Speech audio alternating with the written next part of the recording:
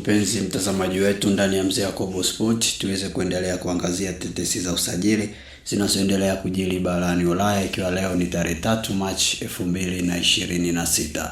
Kwanza kabisa tunakukaribisha uweze kusubscribe channel yetu kwa kubonyeza kitufe kilichoandikwa neno subscribe. Lakini pia kama unatufuatilia kwenye mitandao mingine, unaweza ukatufollow.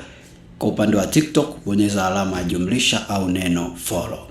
Tuanze moja kwa moja na kule Saudi Arabia, ambapo inasemekana kwamba mchezaji Darwin Nunez anayekipiga Al Hilal ya huko Saudi Arabia, klabu ya Chelsea wameibuka kuwa wapinzani wakuu watarajiwa wa klabu ya Newcastle United kuwania saini ya mshambuliaji huyo wa Uruguay Darwin Nunez. Mshambuliaji huyo mwenye umri wa miaka 26 amesalia katika orodha wachezaji ambao wanaweza wakaondoka Al Hilal mara baada ya msimu huu kumalizika. Mwanzoni Darwin Nunez alikuwa anakipiga katika klabu ya Liverpool kabla ya kwenda huko Al Hilal ya Saudia, lakini sasa anataka kurejea tena Uingereza, na Newcastle walikuwa ndio target ya kwanza ya mchezaji huyo, lakini Chelsea nao wameibuka kuhitaji huduma ya Darwin Nunez. Tutaendelea kuhabarishana, tutaona ni nani ambaye ataweza kufanikiwa kuinasa saini ya Nunez. Kwingineko, klabu ya Manchester City wako tayari kulipa kiasi cha euro milioni 70, ikiwa ni kiasi kikubwa kabisa cha fedha kwenye rekodi za usajili wa Ulaya, ada ambayo ni rekodi ya dunia kwa beki wa pembeni. Haijawahi tokea beki wa pembeni akanunuliwa kwa kiasi kikubwa cha fedha namna hii. Hivyo itaingia kwenye rekodi ya dunia ili kumpata mchezaji wa kimataifa wa Uingereza Tino Livramento mwenye umri wa miaka 23 anayekipiga katika klabu ya Newcastle United. Na ndio maana klabu hii ya Manchester City, ambao ni kawaida yao huwa wakimpania mchezaji huwa ni lazima wampate. Kwingineko twende paka kule Tottenham Hotspur.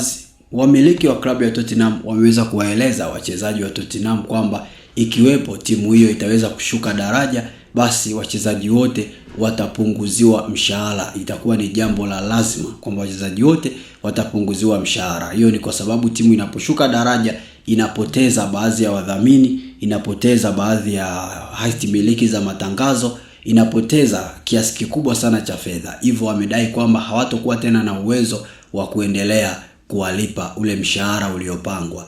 Basi wachezaji wa Tottenham, hiyo inawafanya waongeze morali ya kupambana ili timu yao isishuke daraja.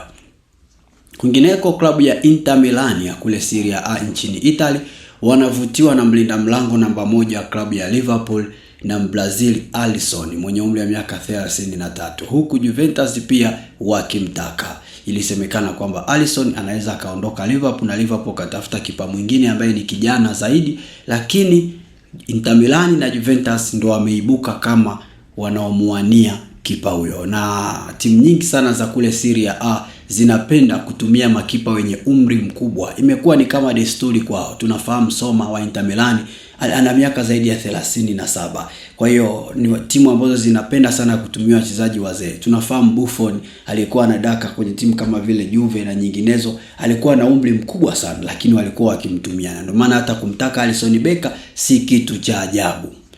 Kwingineko, klabu ya Manchester United inasemekana kwamba kiungo wao Casemiro, ambaye ametangaza kuondoka msimu wa joto, amempendekeza Mbrazili mwenzake Bruno Gomes anayekipiga klabu ya Newcastle kama awe mrithi wa ile nafasi yake ya kiungo wa kati katika klabu ya Manchester United. Hivyo basi Casemiro ameweza kutoa hayo mapendekezo yake, kwamba tunajua wote kwamba kuna baadhi ya viungo ambao Manchester United walikuwa wanawatarget kama wakina Dean Henderson, wakina Carlos Baleba, wakina Adam Wharton na wengineo wengi, lakini Casemiro mwenyewe amempendekeza Bruno Gomes awe mrithi wake. Je, Manchester United watalifanyia hilo kazi au wataamua kuliacha? Tutaendelea kuhabarishana.